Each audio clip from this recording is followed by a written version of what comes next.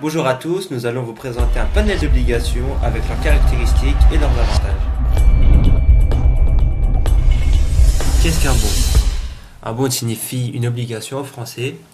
Une obligation est un titre de créance négociable, c'est-à-dire un emprunt. Une obligation peut être émise par une entreprise, un État ou par le secteur public. Les obligations sont cotées sur le marché obligataire, appelé également en anglais fixed income. Les obligations s'échangent sur deux marchés différents. Tout d'abord, le marché primaire est sur lequel les obligations émises sont proposées aux investisseurs à un prix d'émission qui est défini par l'émetteur. Il est également appelé marché du neuf. Le marché secondaire, quant à lui, est à l'inverse le marché de l'occasion, car c'est ici que se négocient et s'échangent des titres obligataires déjà émis sur le marché primaire. C'est sur ce marché que se déroule la quasi-totalité des échanges entre les investisseurs au prix de marché. Voici la formule du prix d'une obligation à taux fixe. Une déduction rapide de cette formule, mais très importante, est que si les taux baissent, le prix d'une obligation monte.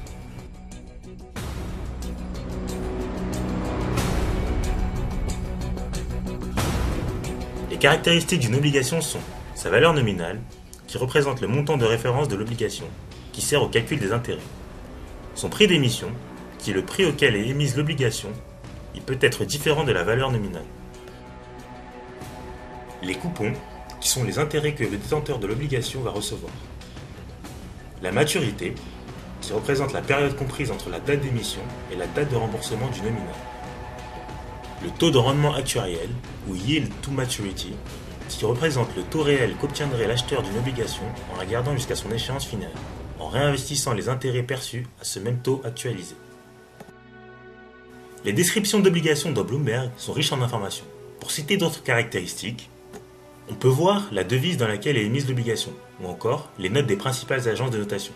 Par exemple, grâce à ces notes, on sait que notre obligation est une obligation haut rendement, ou high yield, et bien d'autres choses que vous avez à l'écran.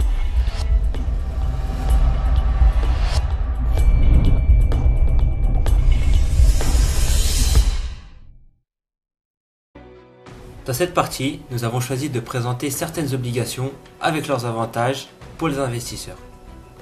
On va commencer par les obligations d'État. Il existe deux types d'obligations d'État.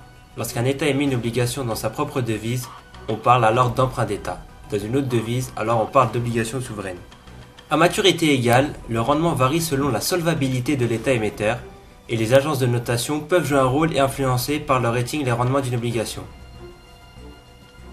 Un des principaux avantages de ces obligations est la sécurité pour les investisseurs. La commande WB, World Bonds, est une commande incontournable de Bloomberg car elle donne les taux d'emprunt à 10 ans d'un certain nombre d'États par continent. Et on peut en déduire les spreads qui est l'écart entre les taux des différents États. D'autres caractéristiques sont présentes comme vous pouvez le voir à l'écran, avec le plus haut et le plus bas sur 3 mois, ainsi que les variations du taux. Maintenant, nous allons voir les TIPS. Treasury Inflation Protection Securities sont des obligations indexées sur l'inflation. La face value de ce type d'obligation évolue par rapport à l'indice des prix à la consommation du pays émetteur. Les avantages sont ces caractéristiques avec d'un côté les TIPS qui sont essentiellement du trésor et de l'autre ils sont indexés sur l'inflation. De sorte que deux des principaux risques pour les investisseurs obligataires, qui sont les risques de crédit et les risques d'inflation, sont traités par ces titres. L'obligation convertible. C'est une obligation qui donne la possibilité au détenteur, seulement pendant la période de conversion, la possibilité d'échanger l'obligation contre une ou plusieurs actions de la société émettrice. Si le cours de l'action est supérieur au cours de conversion, valeur de l'obligation pour un cours donné de l'action, l'obligation remplit alors probablement les conditions pour être convertie et se comporte comme une action. Mais si le cours de l'action est inférieur au cours de conversion, l'obligation n'est pas convertible mais remboursée. L'avantage, une certaine sécurité et une espérance de rendement très élevée. Les obligations high yield sont des titres obligataires de nature spéculative qui offrent un rendement élevé pour un niveau de risque important. Nous sommes dans le cas de bond high yield lorsque la notation est inférieure à BB- chez Standard & Poor's et Fitch ou Baa3 chez Moody's. Les avantages, un rendement attractif, on peut bénéficier de primes de risque, ça peut être une alternative aux actions. Il faut savoir qu'il existe plein d'autres obligations. Par exemple, les MBS, qui sont des titres adossés à des prêts hypothécaires. On peut les retrouver sur Bloomberg, avec la commande BNBS. Dans cette dernière partie, nous allons voir ce qui impacte le rendement des obligations. Comme nous l'avons vu précédemment, le marché obligataire est l'un des marchés qui peut offrir un potentiel de rendement élevé avec un certain niveau de risque, selon les choix d'investissement. En fonction des différentes périodes, il peut être avantageux ou non d'investir dans certains types d'obligations.